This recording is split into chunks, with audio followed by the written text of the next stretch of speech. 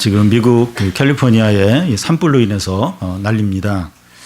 44명이 숨졌고 220명이 실종 상태에 있습니다. 이 산속에 난 도로로 이제 산불을 피해서 자동차가 이제 이렇게 달려가는데 이 양쪽 산에서 이제 불이 이제 거세게 몰아붙이니까 그냥 그 자동차에 불이 붙어서 그냥 그 자동차 안에 그 가족이 이제 몰살하는 그런 경우도 있었습니다. 이 산불이 그 지나간 집들은 다 타버리고 벽들만 일부 남아 있기도 하고 또 자동차는 이 불이 붙어서 그 자동차 차체만 조금 이제 남아 있는 그런 모습들을 이제 보게 됩니다. 미국 유명 배우들의 집까지 다 타서 이렇게 남아 있는 게 없는 그런 모습도 사진으로 우리가 볼 수 있습니다. 이런 광경들은 너무나 절망적이에요. 산불이 지나가고 나서 남아 있는 그걸 보면 너무나도 이제 절망적입니다. 10월 27일 뉴욕 타임즈에 그 여자아이의 사진이 이제 실렸는데요. 3살 된 여자아이인데 목뼈와 갈비뼈만 앙상하게 남은 그런 모습이었습니다. 예멘 내전으로 식량이 부족해서 영양실조에 걸린 겁니다. 이 여자아이의 이제 오빠는 며칠 전에 또 영양실조로 죽었습니다. 또 1년 전에 이 터키 해안가에서 3살 된 남자아이가 엎드려져 이렇게 죽어 있는 그런 모습이 사진에 실려서 세계에 있는 많은 사람들의 마음이 아팠고 참 이 난민들에 대해서 관심을 가져야 된다 그런 어떤 생각을 갖게 하는 계기가 된 적이 있습니다. 작년 8월에는 그 난민들이 오스트리아 국경을 넘기 위해서 냉동 이 자동차 큰 차 뒤에 이제 탔다가 질식해서 71명이 목숨을 잃은 경우도 있었습니다. 이 난민들의 비참하고 이 절망적인 모습들은 이것 말고도 너무나 많이 있습니다. 그런데 이 난민 말고도 우리 사회에 이 비참하고 절망적인 모습들을 많이 볼 수 있습니다. 얼마 전에 이 고시원에서 불이 나서 7명이 목숨을 잃었고 이 고시원에는 그 이제 7명이 목숨을 잃었는데 그 고시원에 사는 사람들이 고시 공부를 하는 학생들이 아니라 일용직 노동자들이나 또 홀로 사는 노인들이 그 대부분이었습니다. 그 고시원에서 불이 났을 때 자동으로 물이 나오는 스프링클러도 없었고 비상구도 없었습니다. 이번에 이 고시원에 이 죽은 분들 중에서 이제 장례를 치러야 되는데 아무도 찾아오는 사람이 없는 그런 분들도 있었습니다. 이 불난 고시원에서 이제 더 이상 거기서 살 수 없으니까 다른 고시원으로 이제 그 살던 사람이 옮기게 되는데 그 고시원도 스프링클러가 없는 그런 고시원으로 이제 또 이렇게 옮기게 된 분들이 많습니다. 참 사회 곳곳에 참 이런 아픔들, 비참함들이 가득합니다. 우리의 삶도 비참하고 절망스러울 수 있습니다. 우리 부모님이나 이 가족들 중에 중병으로 고생하는 분들이 있습니다. 본인들은 이 질병으로 너무 힘들어하는데 병이 낫지 않고 또 가족들은 할 수 있는 일이 없기 때문에 너무나도 안타까운 겁니다. 나이 드신 부모님을 이제 요양원에 모셔야 하는가 하는 문제로 이제 결정하는 그런 이제 가족들도 있고 이미 요양원에 계시지만 이 자녀들은 마음이 너무나 불편하고 이제 힘든 겁니다. 사업하는 분들도 많이 힘든데 수익이 잘 생기지 않아요. 또 미래가 어떻게 될지 모르고 그래서 일을 접어야 되나 계속해야 되나 이런 갈등 가운데 참 암담한 가운데 있는 분들이 많이 있습니다. 세계 곳곳 사회 곳곳 또 우리의 삶 가운데 이런 비참함과 절망이 많습니다. 룻기는 어둡고 무거운 이 절망 가운데서 시작이 됩니다. 한 가정에서 남자들은 다 죽고 부인들만 가부로 남아있고 많던 재산도 다 사라졌습니다. 그런데 이 룻기의 시작은 이렇게 어둡고 절망적으로 시작이 되지만 이방여인 룻의 믿음과 사랑으로 인해서 룻기는 가장 소망적이고 참 풍성한 그런 이야기가 이제 됩니다. 이런 룻기의 말씀이 오늘 우리에게 너무나도 필요합니다. 현재 우리의 상황이 암담하고 불안하고 절망적이기 때문에 늦게 나오는 회복과 승리가 얼마나 우리에게 필요한지 모릅니다. 우리가 이번 이 가을 부흥회 때 룻기의 말씀을 3번에 걸쳐서 보게 되는데, 룻기의 단순하고 분명하고 헌신적인 믿음을 우리도 가져서 놀라운 회복과 은혜와 축복을 받기를 바랍니다. 먼저 이 모압으로 이주한 나오미 가족의 몰락입니다. 룻기 바로 앞에 사사기가 나오는데, 이 사사시대 백성들이 우상숭배와 불신앙 가운데 살 때 하나님은 이제 백성들을 징계하는 수단으로 다른 나라의 압제를 받게 하거나 또 기근이나 흉년이 들게 하셨습니다. 1절을 보면 사사들이 지리하던 때 그 땅에 흉년이 드니라. 유다 베들레헴의 한 사람이 그의 아내와 2 아들을 데리고 모압 지방에 가서 거류하였는데, 룻기의 배경은 사사시대입니다. 이 사사시대의 어느 때 이스라엘 백성들이 하나님께 반역하고 우상숭배에 빠짐으로 하나님은 그 땅에 큰 흉년이 들게 하셨습니다. 그때 흉년이 얼마나 이제 심했는가 하면 유다 베들레헴까지 먹을 것이 부족했습니다. 이 베들레헴의 뜻이 뭔가 하면 떡집이라는 그런 의미인데, 다른 곳은 기근이 들더라도 이 베들레헴은 먹을 것이 이렇게 여유가 있는 풍부한 그런 곳입니다. 그런데 얼마나 흉년이 심했든지 베들레헴까지 먹을 게 없는 큰 흉년이 이제 든 겁니다. 그때 유대 베들레헴에 사는 한 사람이 아내와 2 아들을 데리고 모압 지방으로 이사를 갑니다. 하나님의 백성들은 약속의 땅인 가나안 땅을 쉽게 떠나면 안 됩니다. 그런데 이 가정은 흉년이 들었다고 그의 모든 재산을 다 챙기고 땅도 팔아서 모압으로 떠납니다.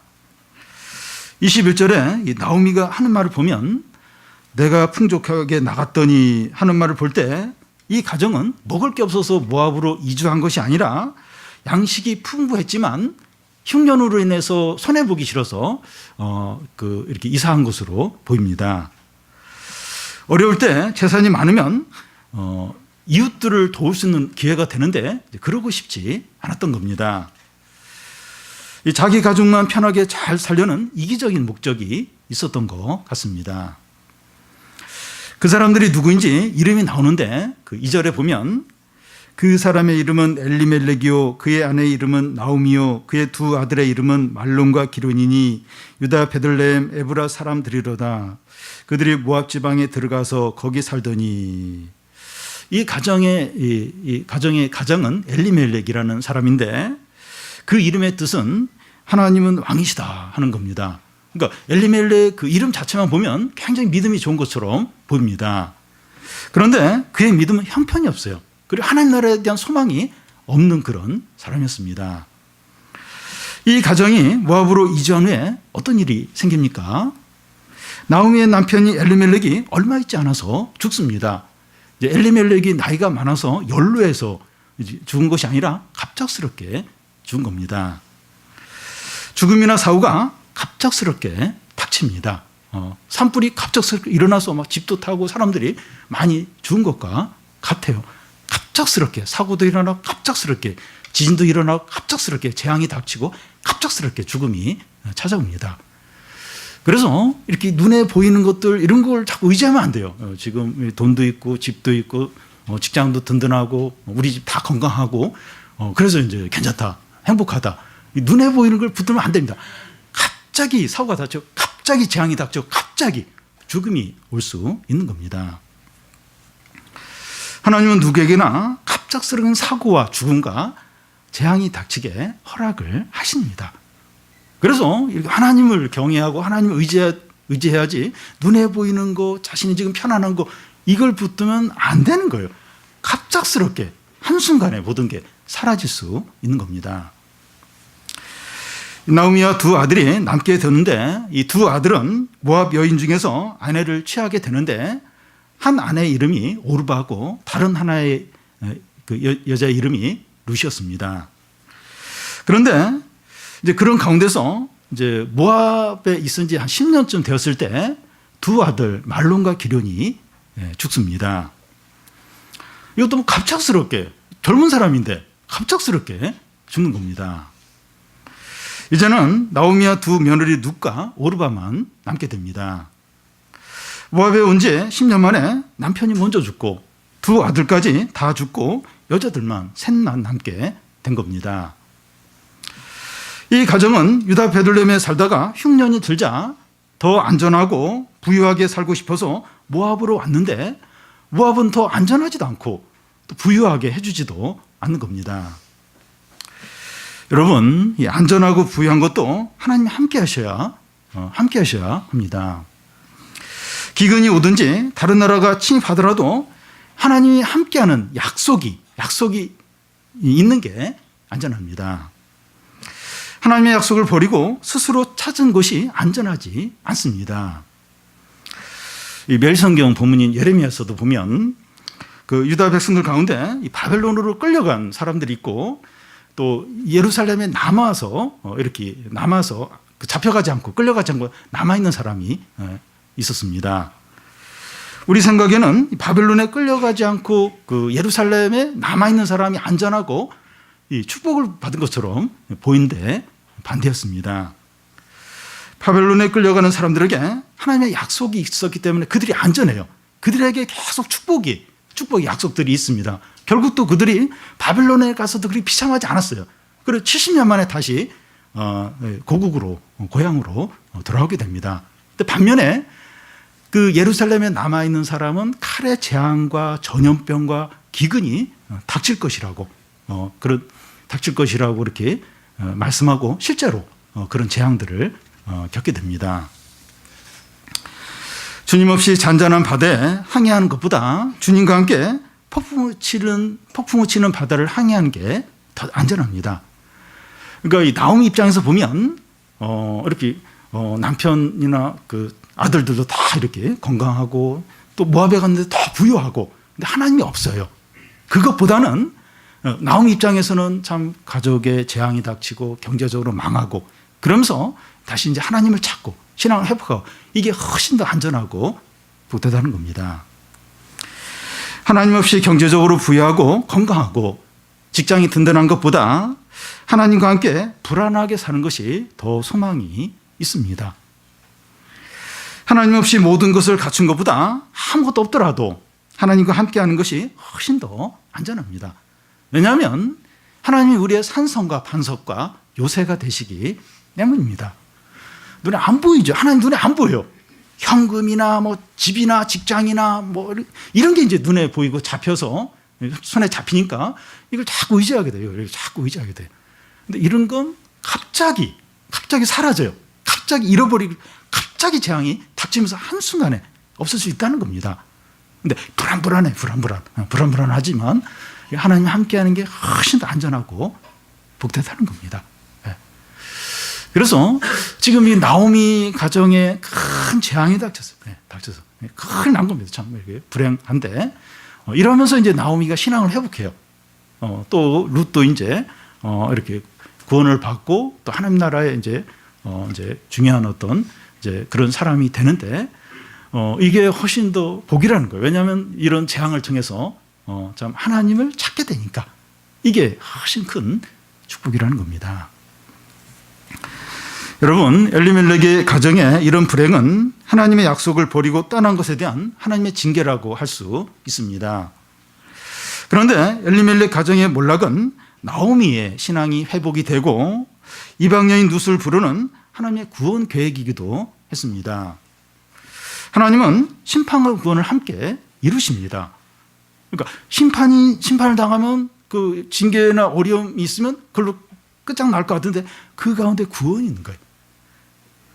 예레미야서에서도 이스라엘 백성들이 바벨론 포로에 잡혀가요. 망하죠. 집도 다 불타고 성도 다 무너지고 성전도 다 불타고. 그런데 거기에 뭐 엄청난 약속의 어떤 회복의 약속이 있는 거예요. 심판과 구원이 함께 동시에 이루어집니다.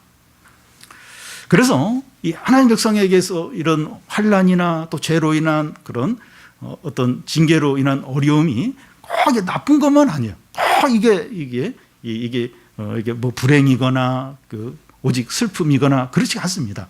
왜냐하면 그걸 통해서 하나님의 백성은 다시 이렇게 회복이 되고 축복을 받는 그런 기회가 되기 때문입니다.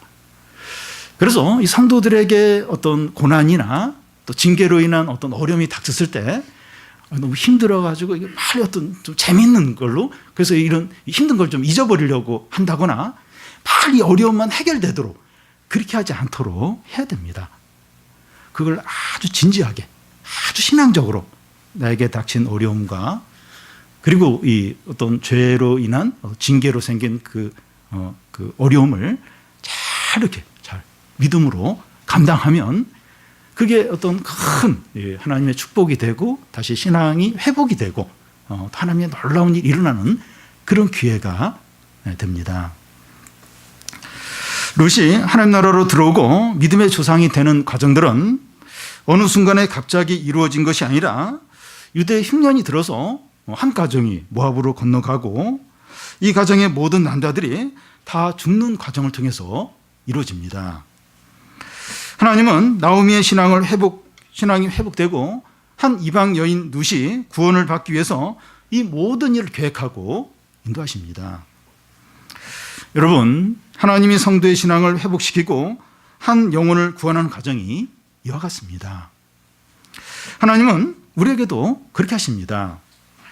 하나님은 우리를 부르셔서 지금 이곳에 앉아있도록 하기 위해서 우리가 생각하기에 불행과 고통이라고 생각되는 일들을 허락하시고 여러 사람을 통해서 우리를 인도를 하셨습니다. 우리의 과거를 돌아볼 때 많은 아픔과 고통이 있었을 텐데 하나님은 그 모든 것을 통해서 우리를 부르신 겁니다. 갑자기 그냥 우리를 부르셔서 이제 이곳에 있게 하신 것이 아니라 사실 과거에 많은 불행과 고통 있었고 또 주위의 어떤 사람들을 통해서 이렇게 인도하셔서 지금 이 자리에까지 앉아 있는 겁니다. 그래서 우리 인생 가운데 불필요한 일은 없었다고 할 수 있습니다. 우리의 인생을 돌아보면서 좋은 일도 있고 힘든 일도 있죠.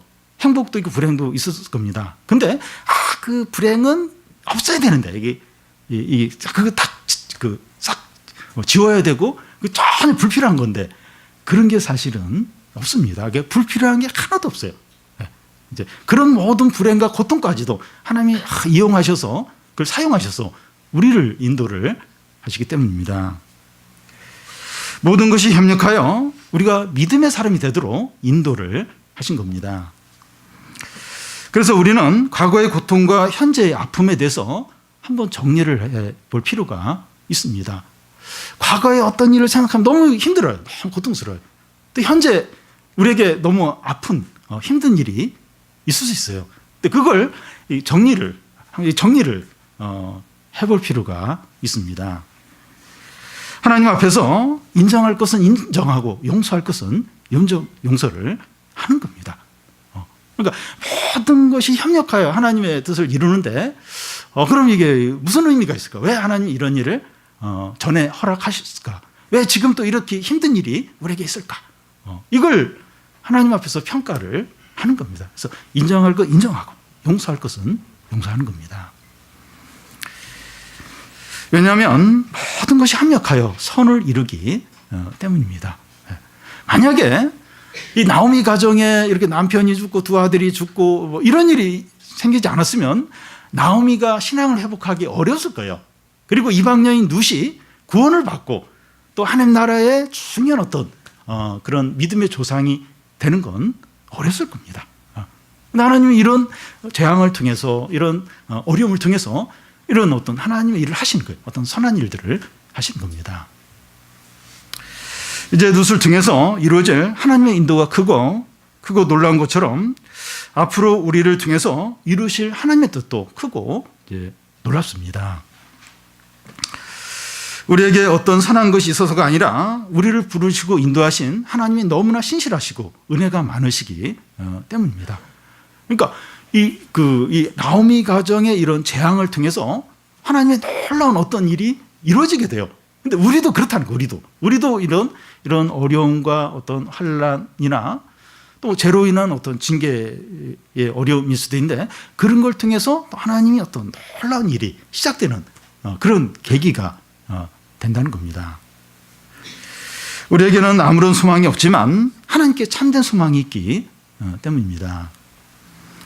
우리는 과거와 현재의 어려움에 매여 있는 것이 아니라 앞으로 나아가서 우리를 통해서 이루실 하나님의 일을 기대를 해야 됩니다. 참 이 나오미의 신앙이 룻기에서 참 빛이 나는데 과거에 매여 있지 않아요. 계속 과거 생각하면서 막 불평하면서 막 그러지가 않아요. 앞으로 어떻게 하나님이 회복시키실까, 또 하나님의 어떤 그 일이 어떻게 이루어질까, 그거에 계속 이제 관심을 갖고 그걸 위해서 계속 나아가는 걸 볼 수가 있습니다. 우리도 과거의 어떤 불행과 어떤 아픔들 거기에 자꾸 매여 있고 그것 때문에 자꾸 침체되고 막 불평하고 그럴 것이 아니라 이렇게 앞으로 나아가는 거예요. 앞으로 나아가면서 하나님이 어떻게 어떤 일을 하실까, 어떤 선한 일을 하실까, 그런 기대를 가져야 합니다. 이 룻에게 그런 놀라운 하나님의 계획이 있었다면 우리에게도 그렇다는 겁니다.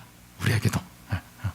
그러니까 성도에게 어떤 고난들, 또 이렇게 또 죄로 인한 징계로 인한 어떤 어려움들, 이게 그냥 어떻게 해서든지 빨리 이게 해결이 돼서 그냥 빨리 좀 편해졌으면 좋겠다, 마음 좀 편했으면 좋겠다, 이제 그럴 일이 아니라 그냥 그걸 통해서 하나님이 참 놀라운 일을 하시고 또 축복을 주시고 하나님의 어떤 계획을 이루시는 그런 기회가 된다는 겁니다.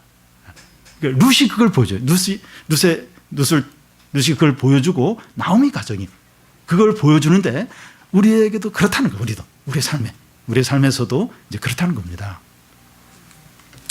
다음은 이 베들레헴으로 돌아오는 나오미입니다. 모압에 온 지 10년이 되었을 때 나오미 가정에 남은 것은 아무것도 없고 새 가부만 남았습니다. 그 당시에 여성들이 먹고 살기 위해서 할 수 있는 일은 아무것도 없었습니다. 생계가 막막하고 자식이 없기 때문에 미래에 대한 소망도 없습니다. 그러니까 자식이라도 있으면 내가 좀 고생해서 애를 잘 먹이면 그래도 이제 애가 이렇게 커서 뭔가 우리를 좀 책임져 주겠지. 그리고 애가 있으면 아무리 힘들어도 소망이 있어요. 왜냐하면 그 애는 이렇게 어떻게 해서든 길러야 되니까. 그러니까 막 그 어떻게 쓰든지 뭐 일을 하고 이러면서 이제 소망을 이제 갖게 되는데 애도 없어요. 딱 새 가부만 달랑 남은 겁니다. 생계가 막막하고 참 아무 소망이 없습니다. 몇 년 전에 직장을 잃은 세 자매가 경제적으로 너무 이렇게 쪼들리다가 투신 자살을 한 그런 안타까운 일이 있었습니다. 새 가부에게도 절망스러운 한숨과 탄식만 있었을 겁니다. 이제 새 가부는 앞으로 어떻게 할까, 어떻게 살까 막막했을 겁니다. 새 가부에게는 돈이나 양식이나 땅 같은 것이 필요했을 겁니다. 그런데 무엇보다도 가장 기쁜 소식이 나오미에게 들려옵니다. 6절을 보면 그 여인이 모압 지방에서 여호와께서 자기 백성을 돌보시사 그들에게 양식을 주셨다함을 듣고 이에 두 며느리와 함께 일어나 모압 지방에서 돌아오려 하여. 여기 돌보시사 하는 것은 하나님이 그들을 기억하신 것을 말합니다. 그동안 이스라엘에 흉년이 들게 하셨지만 하나님께서 그의 백성들을 기억하시고 회복시켜 주신 것을 가리킵니다. 여러분, 하나님은 그 자기 백성을 징계하실 때 감당할 만큼 징계를 하시고 때가 되면 다시 회복을 시키십니다.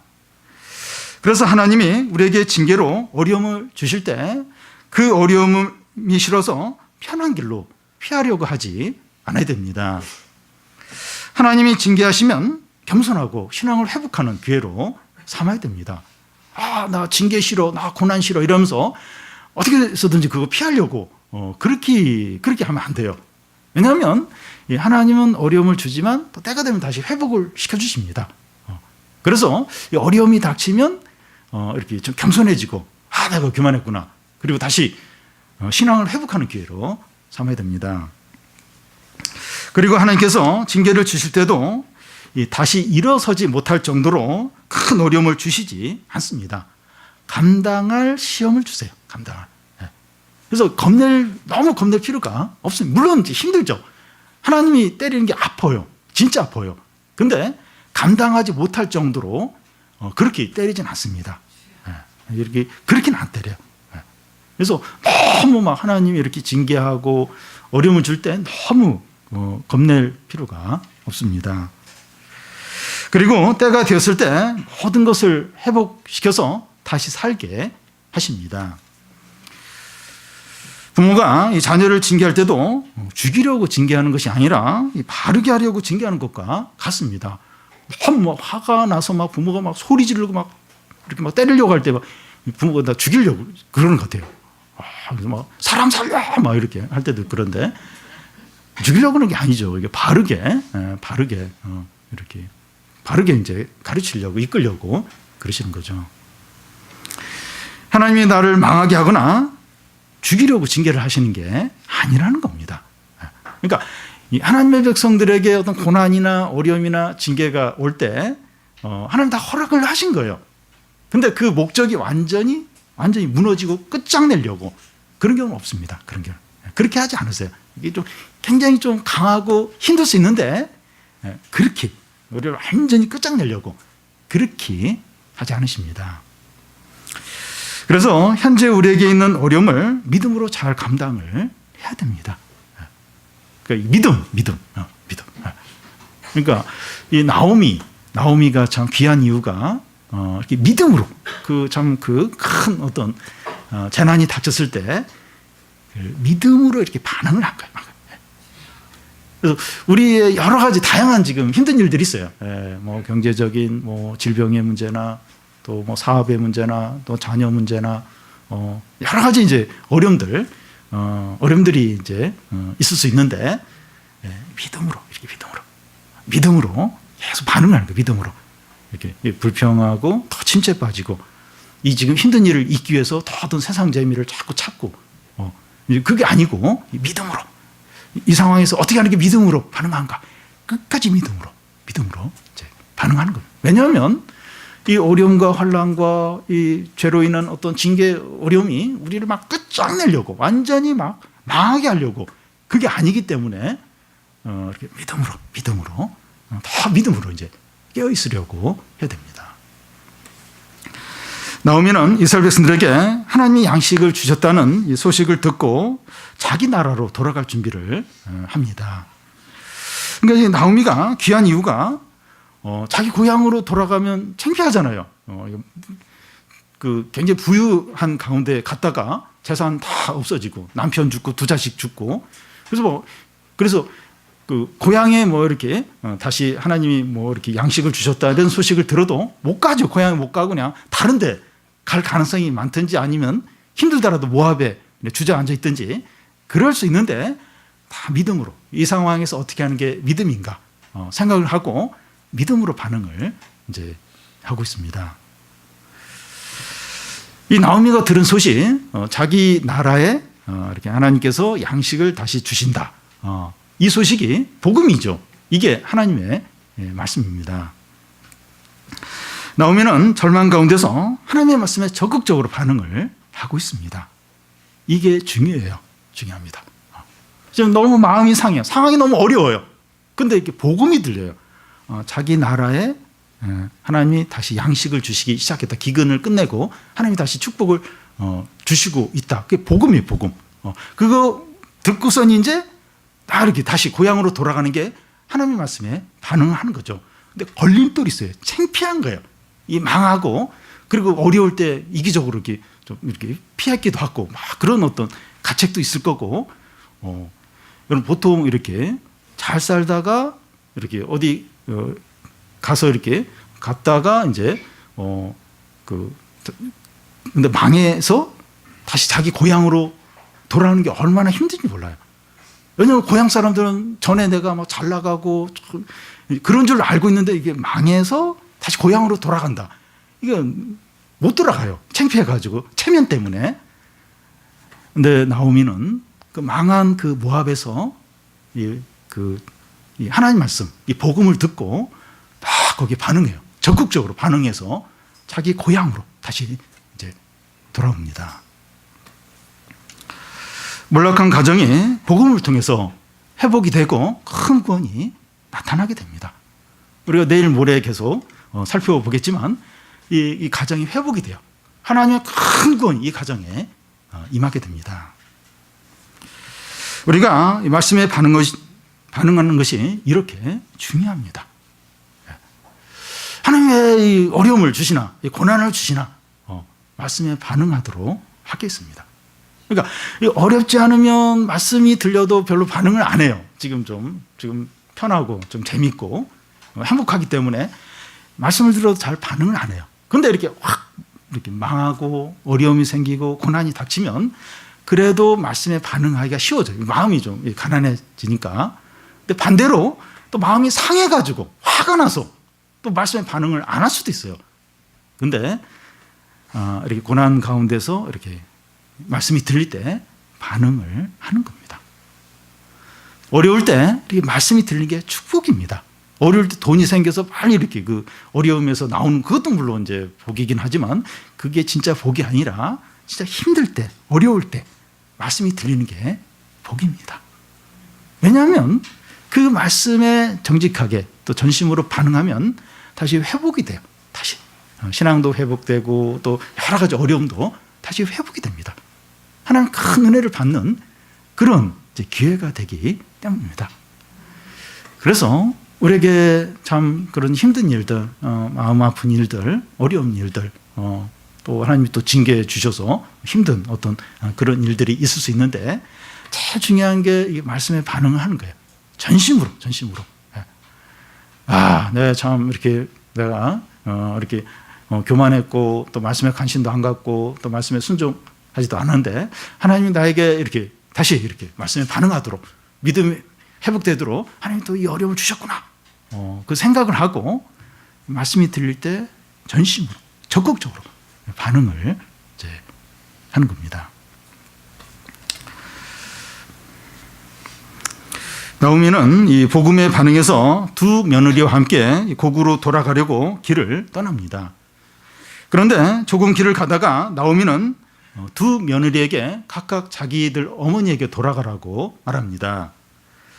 8절 중간을 보면 너희가 죽은 자들과 나를 선대한 것 같이 여호와께서 너희를 선대하기를 원한다고 하고 또 9절에 보면 여호와께서 너희에게 허락하사 각기 남편의 집에서 위로를 받게 하시기를 원하노라 하면서 그들에게 이제 작별의 입맞춤을 합니다. 그러자 두 며느리가 소리 높여 옵니다. 나오미가 볼 때 이 모압 여인인 두 며느리가 이스라엘에 오면 과부로 가난하게 한평생 이제 남은 생애를 고생할 것 같기 때문입니다. 그래서 자기 어머니의 집으로 각각 돌아가서 아직 젊으니까 다른 남자들 만나서 행복하게 살라고 하는 겁니다. 이것이 세상의 순리에 맞는 겁니다. 그래서 나오미는 두 며느리에게 이제 각자 집으로 돌아가서 새롭게 이제 인생을 시작하라고 말합니다. 그러자 두 며느리가 어떻게 반응을 합니까? 10절에 보면 나오미에게 이르되 아니니이다 우리가 어머니와 함께 어머니의 백성에게로 돌아가겠나이다 하는 겁니다. 시어머니가 자기를 따라오는 것은 아무런 소망이 없고 이 보장이 없기 때문에 돌아가라고 하는데 두 며느리는 어머니를 떠나지 않고 계속 이렇게 함께 가겠다고 하는 겁니다. 두 며느리의 이 말은 마음에도 없는 말을 하는 것이 아니라 진심으로 이런 말을 하고 있습니다. 두 며느리가 착해요. 효성이 있습니다. 두 며느리들이 돌아가려고 하자 이 나오미는 현실적으로나 미래적으로 얼마나 소망이 없는가 하는 것을 말합니다. 이 무슨 말을 합니까?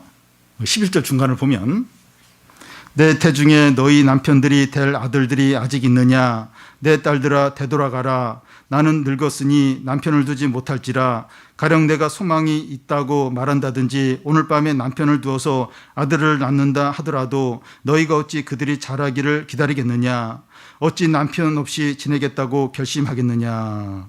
지금 나에게 아들이 있느냐 아들. 그래서 이 아들이 이제 커서 너희들의 남편이 될 그런 소망이 있느냐. 지금 아들이 없는데 내가 오늘이라도 내가 이렇게 또 시집을 가서 애를 이제 배워서 그 애를 낳아서 그 애가 자라서 이제 너희들이 남편이 될 때까지 너희들이 기다리겠느냐.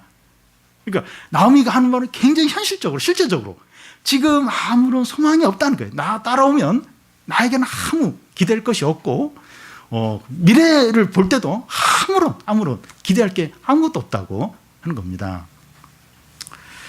나오미가 이 말을 하는 이유는 나를 쫓아오면 아무것도 없다는 거예요. 아무것도 보장된 게 없다는 겁니다. 인간적으로나 세상적으로 기대할 게 아무것도 없다는 겁니다. 여러분, 이것이 신앙이 어떤 것인가 하는 것을 보여줍니다.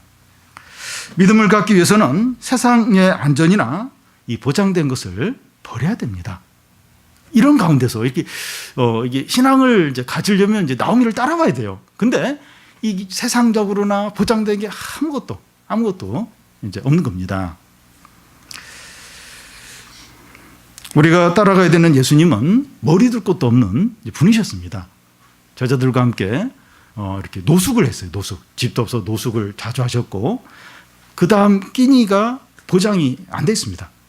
그 다음 뭘 먹을까? 아무런. 우리가 이제 따라가야 될 예수님이 이제 세상적으로 보면 이제 그런 겁니다. 신앙을 갖는다는 것은 우리의 옛사람이 죽고 새 사람이 다시 거듭나는 겁니다. 내가 죽고 다시 사는 것이 신앙인데 결코 쉬운 일이 아닙니다. 그러니까 우리는 다 본성적으로 자기를 지키려고 그래요. 내가 더 이렇게 잘 되고, 내가 자신을 더 이제 이렇게 더 이렇게 잘 되도록 이제 하는 건데, 신앙은 자기가 죽는 거예요. 자기가 죽고 다시 새 사람이 이제 되는 겁니다. 예수님은 나를 따르려고 하는 자는 자기 십자가를 지고 나를 쫓으라고 하셨습니다. 자기를 부인해야 되고 욕심을 버려야 돼요. 그러니까 내 욕심, 내 생각, 내 어떤 주장, 이걸 포기를 해야 돼요. 내가 하고 싶은 어떤 야망을 버려야 됩니다. 결코 쉬운 일이 아니에요. 그러니까 뭔가를 하려면 야망을 가져야 돼요. 야망을 가져야 이제 이렇게 회사를 세우든지 또 성공하든지 그럴 수 있는데, 그 야망을 내려놔야 돼요. 대신 믿음을 이제 가져야 되는 겁니다. 이게 쉬운 게 아니에요. 이게 결코 쉬운 일이 아닙니다. 신앙은 좁은 문으로 들어가서 좁은 길로 끝까지 가야 됩니다. 문도 좁고 또 길도 좁아요.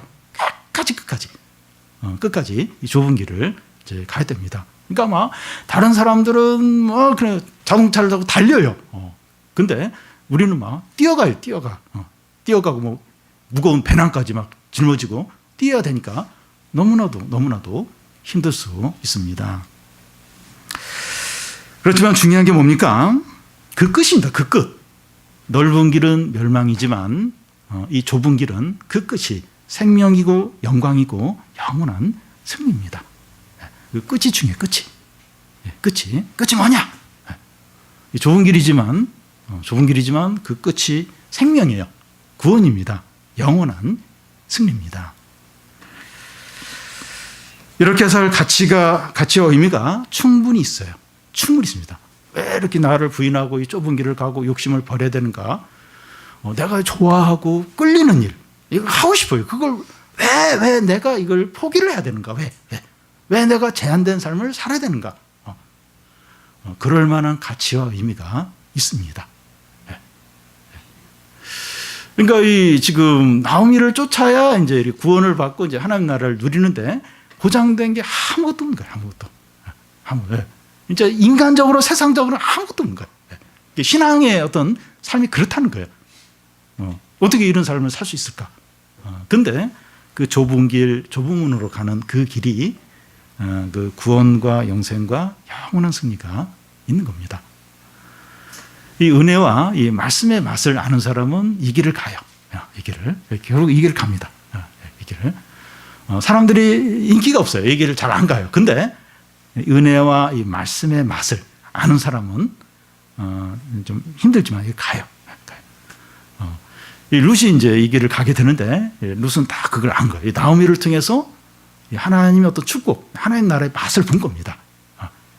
그 사람은 이제 좁지만, 그리고 자기를 부인해야 되지만, 이제 이 길을 갑니다. 근데 세상적으로나 인간적으로는 너무 답답한 거예요.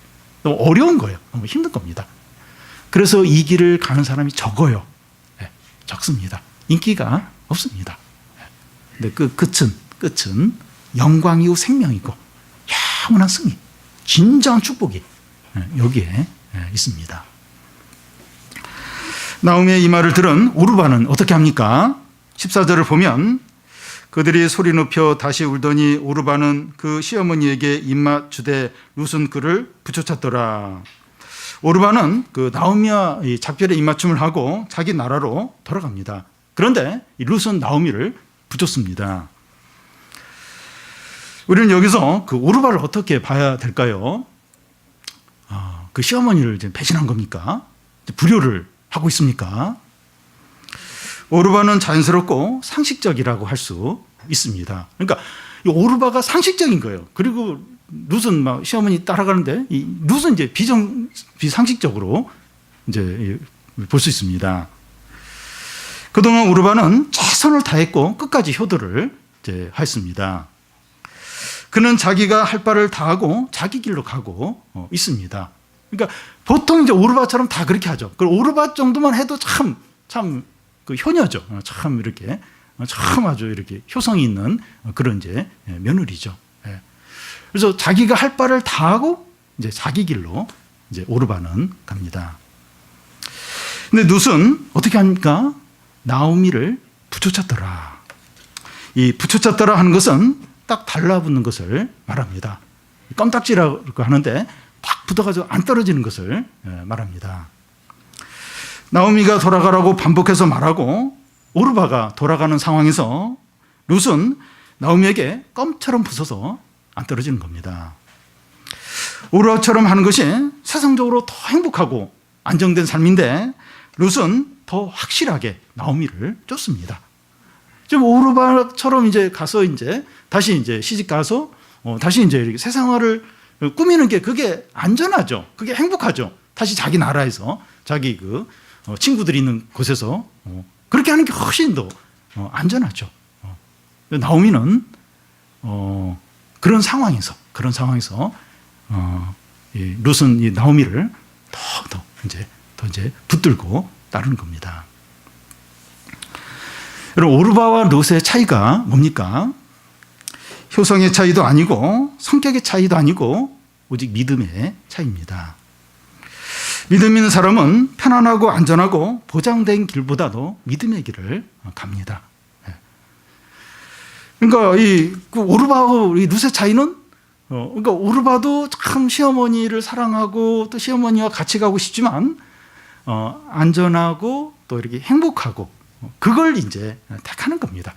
왜냐하면 그게 훨씬 더 안전하니까 행복하니까.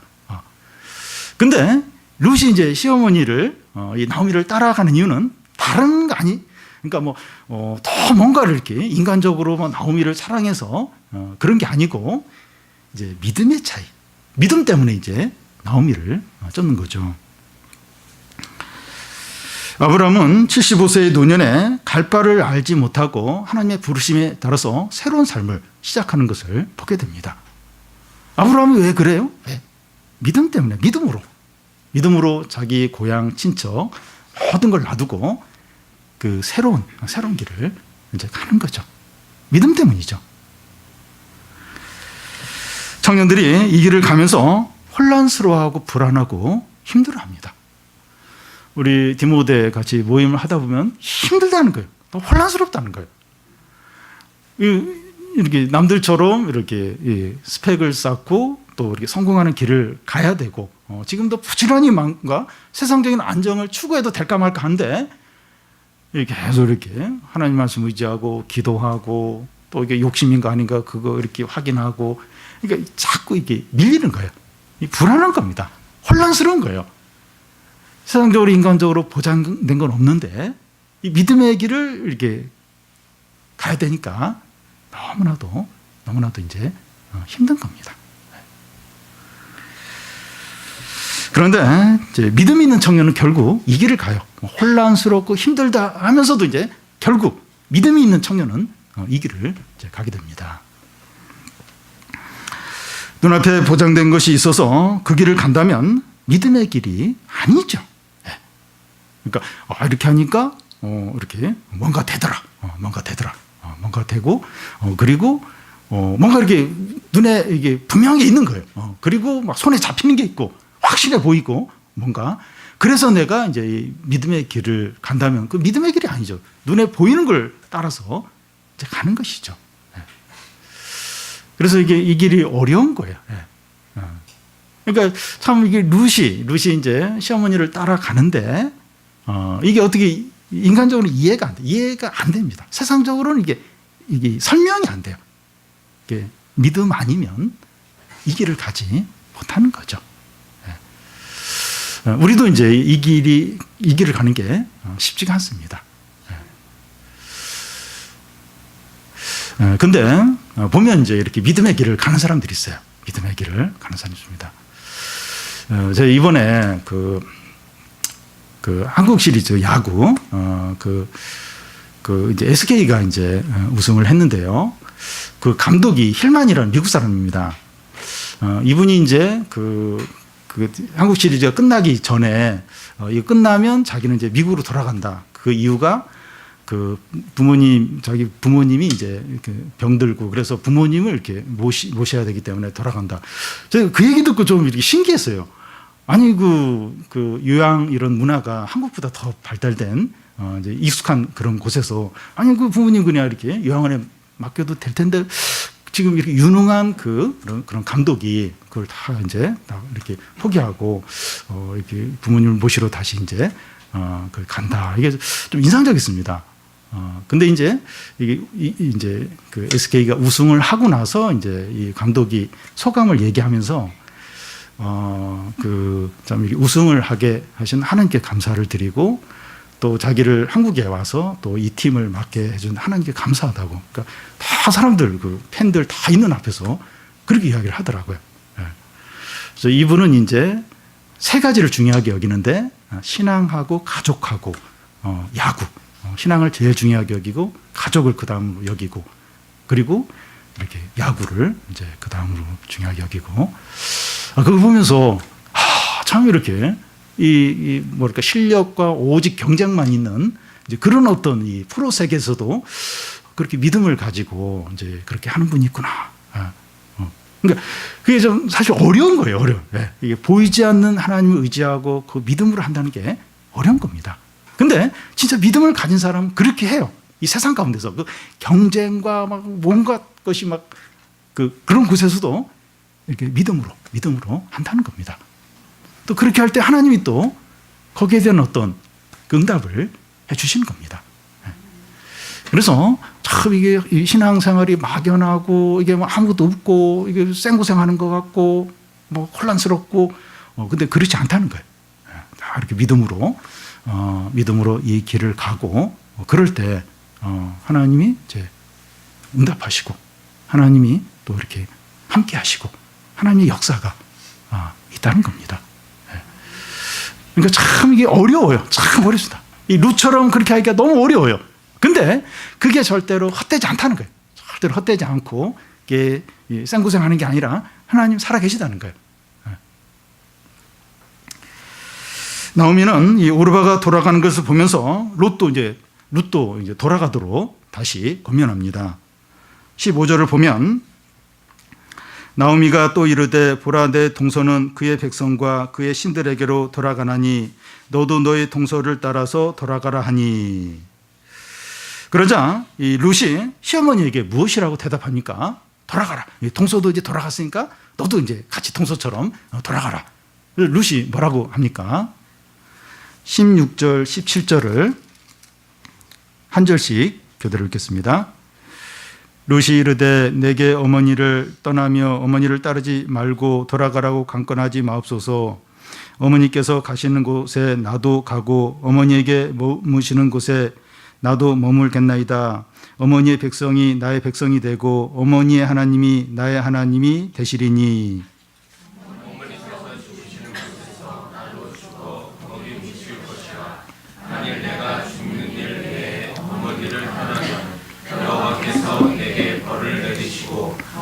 내리시기를 원하나이다 하는지라.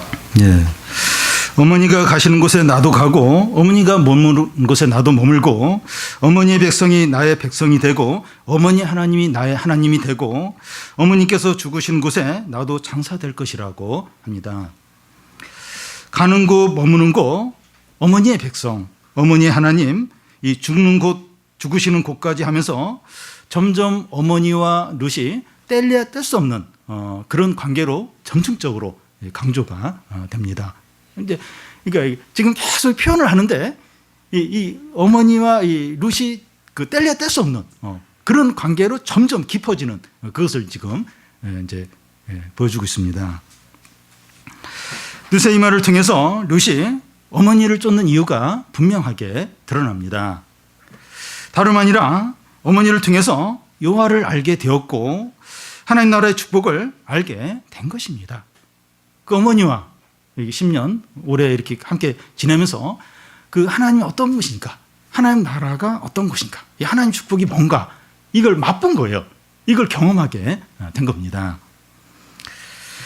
룻은 이것을 절대로 놓치고 싶지 않았던 겁니다.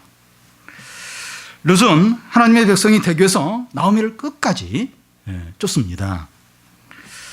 여리고성에 구걸하던 소경거지 바디메오가 자기 앞에 예수님이 지나가신다는 걸 알고 막 소리치면서 다윗의 자손이여 나를 불쌍히 여기소서 하면서 막 이 주님을 찾았는데 룻이 하나님의 백성이 되기 위해서 나오미를 이런 식으로 쫓고 있습니다.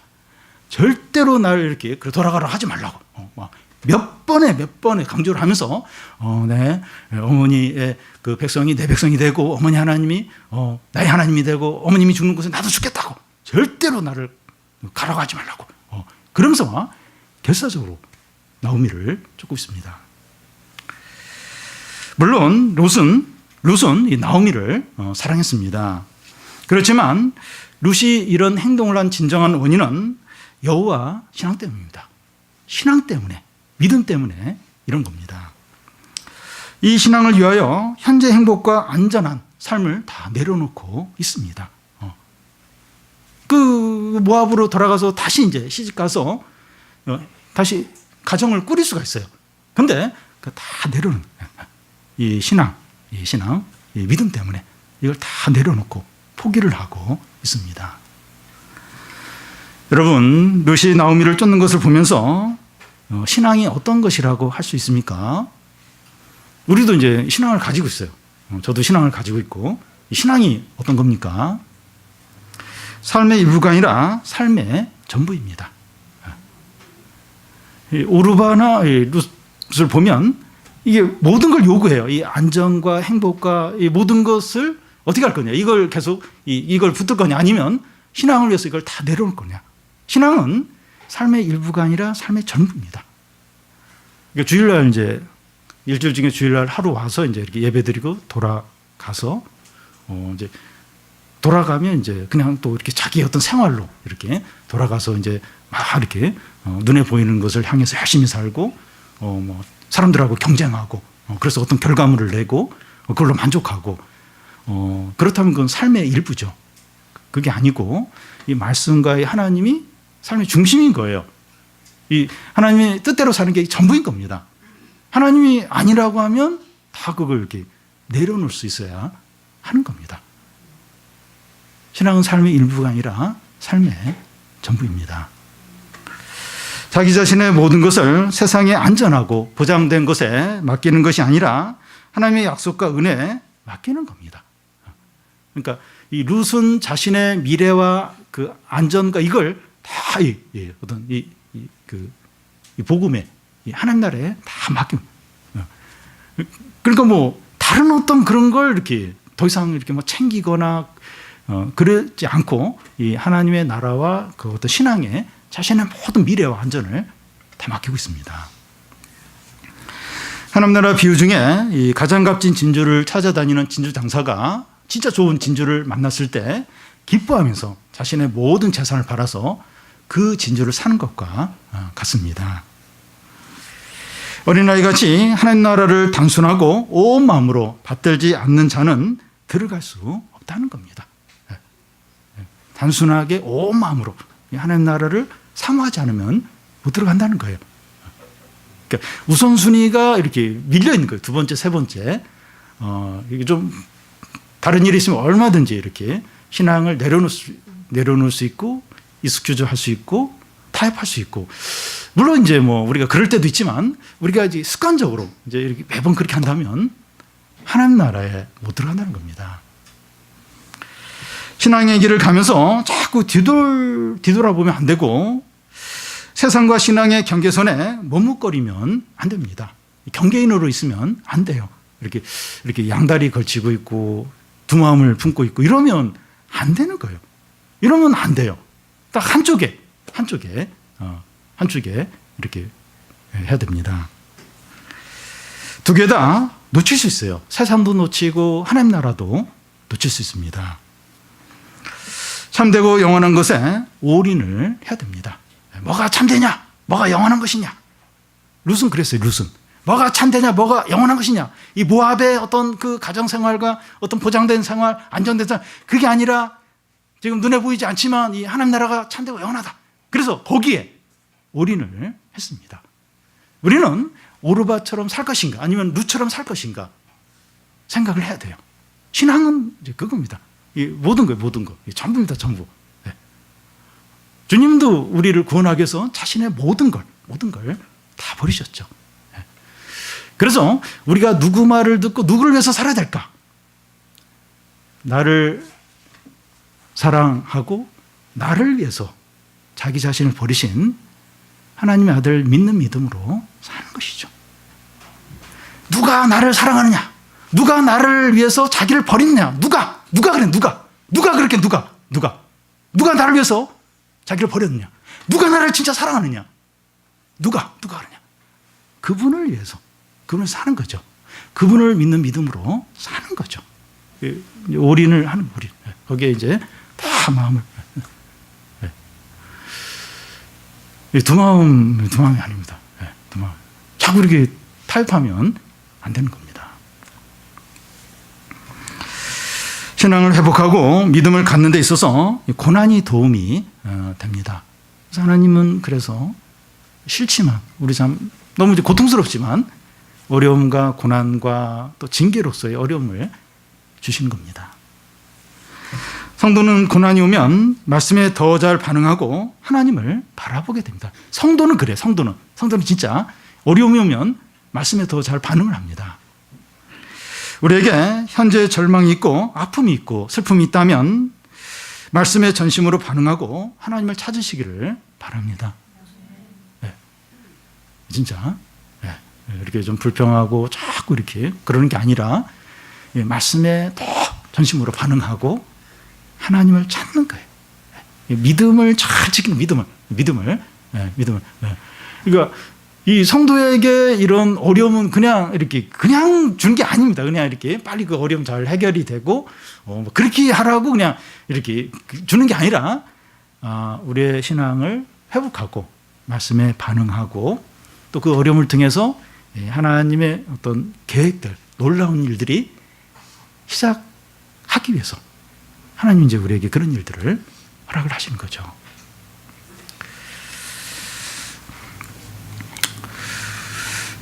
그러면 아무리 절망적이라 할지라도 회복시켜 주십니다. 그리고 축복을 주십니다. 그래서 어려움과 징계는 하나님께서 성도를 부르시는 부르심입니다. 어려움이 없으면 말씀에 반응하지 않으니까, 징계가 없으면 하나님을 찾지 않으니까 이런 것들을 허락을 하시는 겁니다. 네. 정신차려야 된다. 신앙을 회복해야 된다. 겸손해야 된다. 두 마음을 품으면 안 된다. 이걸 분명하게 하기 위해서 하나님은 어려움을 주시고 우리에게 징계를 하시는 겁니다.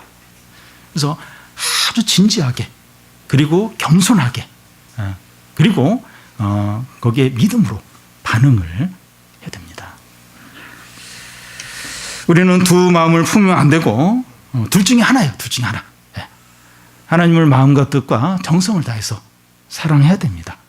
그렇지 않으면 세상과 쾌락을 이제 사랑하게 되는 거예요. 하나님을 전심으로 사랑하지 않으면 그냥 마음은 이제 세상과 어떤 세상 재미에 빠질 수밖에 없습니다. 둘 중에 하나예요. 둘 중에 하나. 네, 둘 중에 하나입니다. 우리 모두가 현재의 고난과 어려움을 통해서 하나님을 전심으로 찾고 또 사랑하고 의지해서 우리의 모든 어려움들이 회복이 되고 하나님의 모든 축복을 다 누리시기를 바랍니다.